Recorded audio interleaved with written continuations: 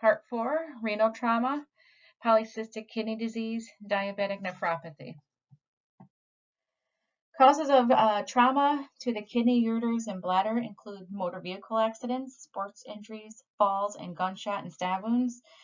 Data collection includes history of the injury, inspection of the abdomen and flank for asymmetry and bruising or swelling. Flank pain and hematuria may also be present. And diagnostic tests, they include urinalysis, IV pyelogram, ultrasound, and CAT scan. Treatment depends on the severity of the injury. It could be from bed rest to surgical intervention. Here are some examples of what your kidney may look like with trauma. In addition to kidney trauma, bladder trauma may also occur with pelvic fractures and multiple trauma from the blow to the lower abdomen when the bladder is full. The weakest part of the bladder wall, which is a dome located at the top of the bladder, it may rupture, and this is when the urine will leak out of the peritoneal cavity and around the bowel. Nursing care includes monitoring vital signs, measuring I&Os, providing IV fluids, and pain control, pain management. Polycystic kidney disease is a congenital disorder. Abnormal genes usually cause the polycystic kidney disease, which means that in most cases, the disease runs in families. Sometimes a genetic mutation occurs on its own, which is spontaneous, so that neither parent has a copy or a mutated gene, but mostly it is a congenital disorder, and it is where the clusters of fluid-filled cysts, they develop in the nephrons. Healthy kidney tissue is replaced by multiple non-functioning cysts. It is more common in Caucasians. Your expected findings in data collection is their family history of PKD. Abdominal or flank pain. Dull pain indicates kidney size or possible cyst infection. Sharp pain indicates a ruptured cyst or possible renal lithiasis, which is a kidney stone. Symptoms can be headaches, and then there's hypertension, which is caused by the ischemia from the enlarged cysts, enlarged abdominal girth, bloody or cloudy urine, hyponatremia, kidney stones could result, and ultimately progressive kidney failure. Laboratory test is a urinalysis. We'll be finding hematuria, proturia, and bacteria, which is indicative of affection. Gradual increase of blood creatinine, BUN, and creatinine clearance. There'll be an increase in those lab values. And radiological procedures to detect disease process and cysts is an ultrasound, CAT scan, or MRI. You're in nursing care. The ultimate priority is hypertension control. Controlling the blood pressure is the highest nursing priority for the nurses, for the clients who have PKD.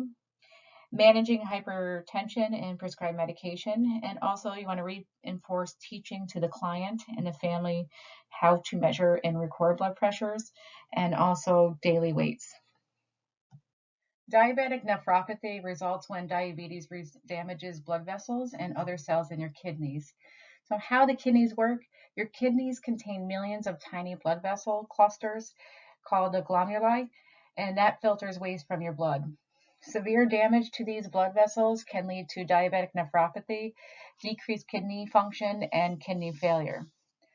Diabetic nephropathy causes, it is common complication of diabetes type 1 and type 2, and over time, poorly controlled diabetes can cause damage to blood vessel clusters in your kidneys that filter waste from your blood. This can lead to kidney damage and cause high blood pressure. High blood pressure causes further kidney damage by increasing the pressure in the delicate filtering system of the kidneys.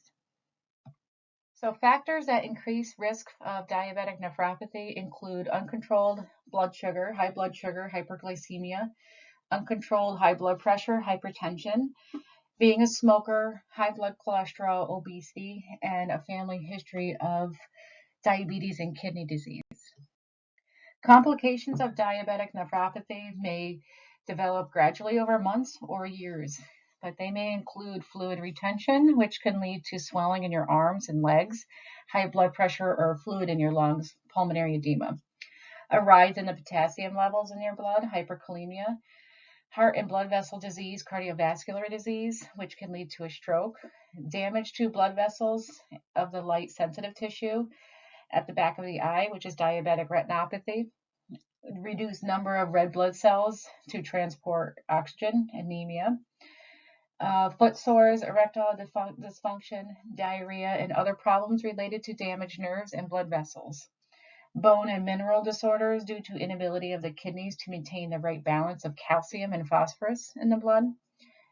Pregnancy complications can carry risk for a mother and the developing fetus.